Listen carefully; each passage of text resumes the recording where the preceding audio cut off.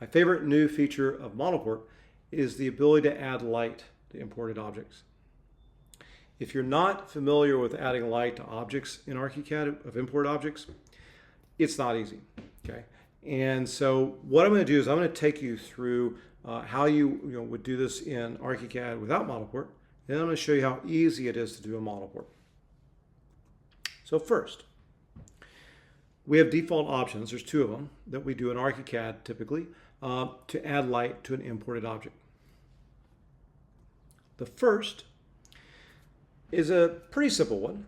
It's easy. There's no GDL required. You simply pick a light source from the lamp selections or settings under electrical, and then you can select things like IES light, parallel light, spotlight, others. Place that in plan, coordinate that with the light, select it, group it together, and you can work with it that way. That's easy. The problem with it is you can't save it to the favorites.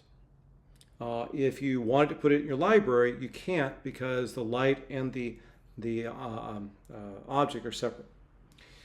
If you export it to a third-party renderer, it may have issues as well because they're separate elements.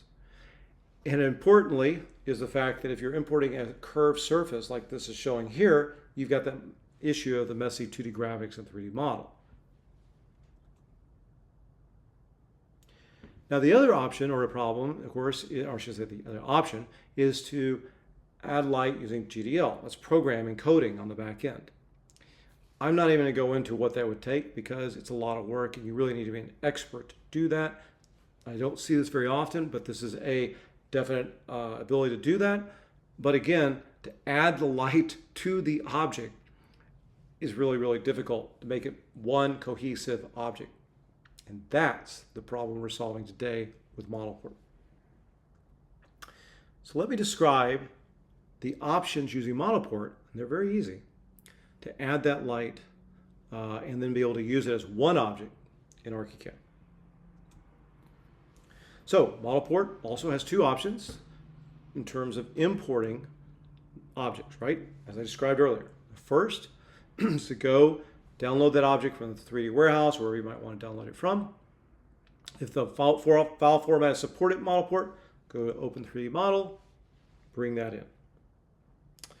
The other option is to use import from Archicad. So as I talked about earlier, let's say, for example, you've downloaded a Revit format from BIM Object, very popular source for manufacturer objects. It only has a Revit object there, maybe a Rhino 2, maybe a MicroStation, but you're really thinking, well, maybe Revit would be best. So you download that, you import that from you download that, and then you bring that into Archicad and place it into Archicad. Once you've done that, you can use the import from Archicad option in ModelPort to bring that into the ModelPort editing environment. But what you figure out once you've placed it in Archicad and you view it in the Archicad 3D window is that the light's upside down. And this is something that happens very commonly. You bring a model in from even sources like BIM Object, which are very trusted, very good, but manufacturer forgot to turn the object the other way. it's on the floor, and that top should be on the little holder for the attachment for the light for the ceiling should be the opposite. So you need to transform it and turn it upside down. So we're going to bring that into ModelPort, select it. We're going to select that import from Archicad. In ModelPort, we're going to select the -Z up. You can see it in the bottom right corner. Once we've done that, then we're able to then add light to this as well.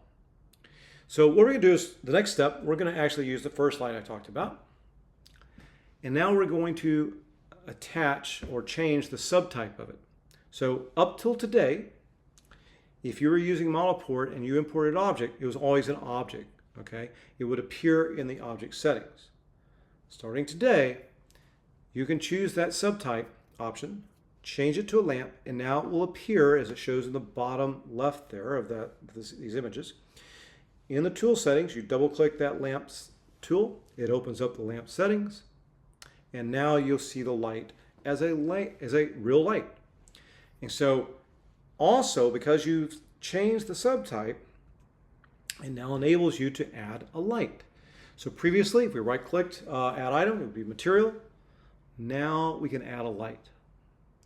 So now we add that light. It's positioned, at the top of the light originally, and then we just kind of moved it down using the reposition option there, and position it to the place we want it to be. Then we need to edit the light type and its parameters. So by selecting the light in the items list, we go down to the light options there in the properties. And now we can select the type to be point, directional, spot, or general. And by doing that, we can change the type of light it is. And then we can control information such as color, shadow casting, radius, alpha, beta, angle fall off, the distance 1 and 2 of the light, and then distance fall off. All this would have been impossible to control within the object before without doing GDL. Now we have one object, we can save it to favorites, we can put it in our office library, and we no longer have to worry about it just being an object that has no light information. It's now a true light that when we do a rendering is going to look like this. This rendering was created using the internal Cineware by Maxon's standard rendering engine. As you can see, the light is casting like you would typically expect it to, right onto the counter, onto the floor, creating the space, lighting it up. And that's the whole point here. It's a really nice way of doing this.